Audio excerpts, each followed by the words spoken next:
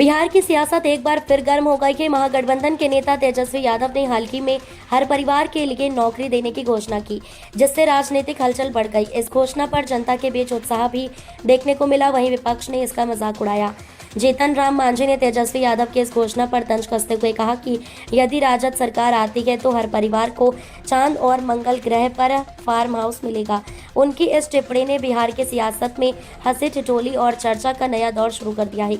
लोजपा अध्यक्ष जीतन राम मांझी ने तेजस्वी यादव के घोषणा पत्र को वास्तविकता से दूर बताया। उन्होंने कहा कि इस तरह के बड़े वादे जनता को भ्रमित करने वाले हैं। मांझी का तंज साफ संदेश देता है कि विपक्ष इस मुद्दे को गंभीरता से नहीं ले रहा है और इसे चुनावी राजनीति का हिस्सा मान रहा है। साथ ही उन्होंने ये भी कहा कि वास्तविकता में राज्य के लोगों के लिए रोजगार और विकास के ठोस कदम ज्यादा जरूरी है, न कि काल्पनिक योजनाएं।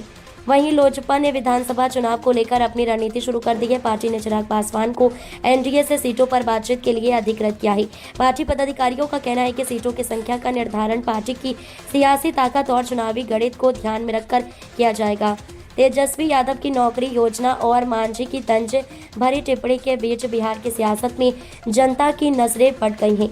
सोशल मीडिया पर इस विषय को लेकर चर्चा तेज है। कई लोग तेजस्वी के वादों का स्वागत कर रहे हैं तो कई लोग मांझी के तंज से सहमत दिखाई दे रहे हैं।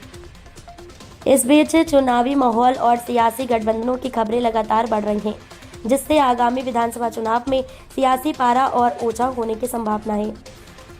बिहार में विधानसभा चुनाव की तैयारी के बीच तेजस्वी यादव की नौकरी योजना और मांझी की चुटकी ने सियासी परिदृश्य को गर्म कर दिया है। यह स्पष्ट है कि हर राजनीतिक दल अपने मतदाताओं को लुभाने और गठबंधनों में अपनी ताकत दिखाने के लिए रणनीति बना रहा है।